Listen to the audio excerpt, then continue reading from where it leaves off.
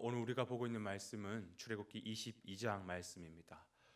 오늘 본문은 이스라엘 백성들이 이제 시내산에 도착하게 되었고, 그 시내산에서 하나님과 언약을 맺고 있는 그런 장면을 보고 있습니다.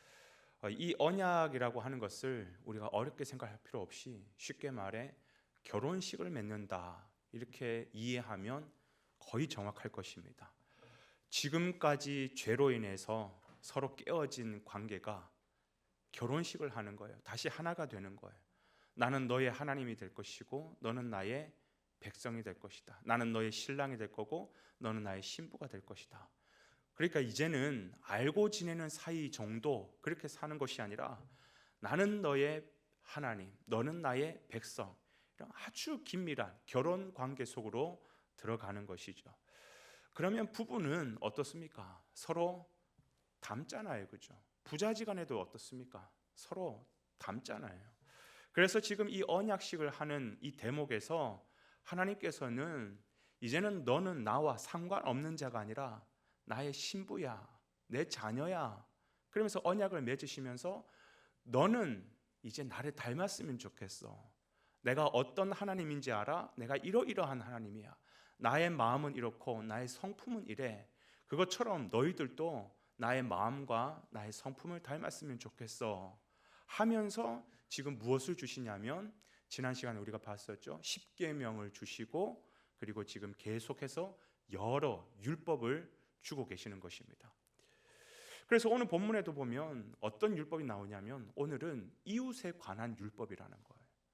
이웃들을 대하는 태도, 세상의 사람들을 대하는 태도가 하나님의 마음은 어떤지 이 율법에 담아서 너희들도 그렇게 내 마음으로 살았으면 좋겠다.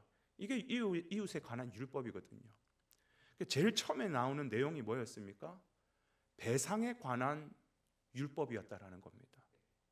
눈에는 눈, 이에는 이. 이걸 내가 잘못했을 때는 몇 배로 갚아야 되고 굉장히 엄격하고 마치 그 목적이 책벌에 있는 것처럼 보이지만 그런데 그게 아니에요. 율법이 없을 때는 힘센 사람들은 자기 마음대로 다 착취하는 거예요. 내가 갖고 싶은 대로 다 빼앗으면 되니까. 근데 힘이 없는 사람들은 율법이 없으니까 그대로 다 빼앗기는 거예요. 어떻게 이웃과의 관계에서 같은 백성이라고 하는 하나님의 백성 안에서 이런 일들이 이룰 수 있느냐? 나 하나님은 그런 하나님이 아니라는 거예요. 연약한 자를 오히려 섬기고 돌보고 그런 하나님이지, 연약하다고 해서 내 마음대로 빼앗을 수 있고 그런 마음을 가지신 하나님이 아니라는 거예요. 그래서 하나님은 율법을 통해서 이런 배상의 어떤 규정을 정하는 것이죠. 그래서 내가 힘 세다고 해서 더 많은 것들을 빼앗았다? 그러면 거기에 갑절로 5배로 갚아줘야 되니까 그 손해가 훨씬 더 크니까 다시는 내가 이거 죄를 범하면 안 되겠다라는 생각이 들겠죠. 그리고 빼앗긴 당한 사람 입장에서도 보면 내가 이걸 다 빼앗겼는데 이걸 이제 다시 갚아주는데 적당히 갚아주는 게 아니라 이렇게 훨씬 더 많이 갑절로 많게는 5배 이렇게 갚아주면 빼앗긴 사람 입장에서도 억울해서 저 사람 나 다시는 안 봐. 이제 그런 마음이 누그러들고 그 사람을 용서할 수 있는 마음이 생기겠죠. 그러니까 주님의 마음은 뭐냐 하면 돈이 중요한 게 아니라 그 돈 때문에 사람 관계마저 깨어지는 것. 특히 지금 사람 관계라고 하는 것은 뭐예요? 이스라엘 백성들 아니잖아요. 지금 출애굽 중에 있으니까 이스라엘 백성들 안에서 내 백성이 서로 형제 간에 자매 간에 싸우고 갈라서고, 하나님 이거 원치 않다는 거예요. 돈은 있다가도 없어지고 없다가도 살아 있는 거지만 사람과의 관계마저 깨어지는 것, 하나님은 그걸 원하지 않으신 하나님이라는 거예요. 그래서 이 율법을 통해서 관계를 중요시 여기시는 하나님의 마음을 드러내고 있는 것이죠. 뿐만 아니라 오늘 본문에 보면 첫 번째, 도움을 구하는 자들에게 도움의 손길을 내밀어라라는 거예요. 21절에 보니까 주님 이렇게 말씀하시죠. 나그네를 압제하지 말며 그들을 학대하지 말라라는 것이. 이스라엘 백성들은 이게 교만이 있는 거예요. 하나님이 우리를 선택했다. 그래서 이방인들에 대한 본능적인 미움과 학대와 폄하하는 그런 마음들이 있었습니다. 그런데 하나님은 절대 그러지 말라라는 거예요. 이방인이라 할지라도 나그네라 할지라도 그들도 내 자녀라는 거예요. 근데 그러고 보면 사실 이스라엘 백성도 나그네 인생이지 않습니까? 그곳에서 계속 머물고 있는 것이 아니라 그 광야를 지나가는 나그네예요, 그들도 사실. 그러나 나그네 같은 인생에서 주님 우리를 어떻게 대해 주셨습니까? 우리를 찾아와 주시고 우리를 만나 주시고 우리가 하나님이 누군지를 알게 영적인 지혜를 주시고 그래서 구원에 이르도록 하나님께서 우리에게 선대하셨잖아요. 바로 그거라는 거예요. 내가 그런 하나님이기 때문에 너희들도 이 땅을 살아갈 때 나그네들을 잘 섬겨라라는 것이, 이게 내 마음이고 너는 그런 마음을 닮았으면 좋겠다. 이게 하나님의 마음이라는 것입니다. 그런가 하면 오늘 본문에 또 어떤 표현이 또 나오냐면 22절에 보니까 고아와 과부를 해롭게 하지 말라라는 것입니다. 남편이라고 하는, 그때 당시에는 그게 근원이었으니까 남편을 잃어버린 사람이에요. 자녀 입장에서 본다면 부모가 나의 근원이에요. 나를 공급해 줄 수 있는 사람이에요. 근데 이때 당시에 이런 고아와 과부와 같은 경우는 나를 공급해 줄 수 있는 근원이었기 때문에 할 수 있는 것이 아무것도 없었습니다. 근데 주님께서 말씀하시는 거예요. 그런 사람들을 해하지 말라라는 거예요. 하나님께서 고아와 과부가 연약하다고 해서 그들 거 빼앗는 것이 아니라 그들을 오히려 섬겨줘라. 사실 우리도 그렇죠. 우리도 근원이 사실 잃어버린 사람들이었지 않습니까? 그런데 이제 우리는 그 근원을 찾았잖아요. 우리의 영원한 아버지 되신 하나님, 우리의 영원한 공급자 되시는 하나님, 우리는 그 하나님을 만난 사람들이잖아요.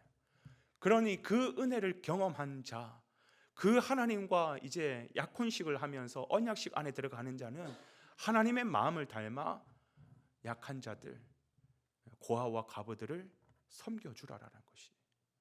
그리고 마지막으로 또 어떤 말씀을 우리에게 주시냐면 25절에 보니까 가난한 자들을 도와주라는 겁니다.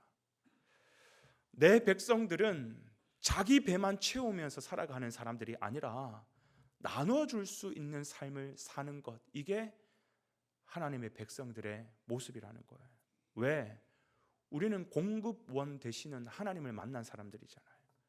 그래서 우리는 그 은혜에 감사해서 우리는 뭘 하는 거예요?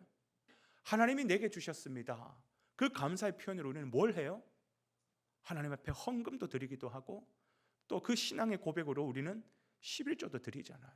그 헌금과 11조의 고백은 뭐냐? 이 모든 것이 하나님으로부터 왔습니다. 하나님이 나의 공급원입니다 라는 믿음의 고백이지 않습니까?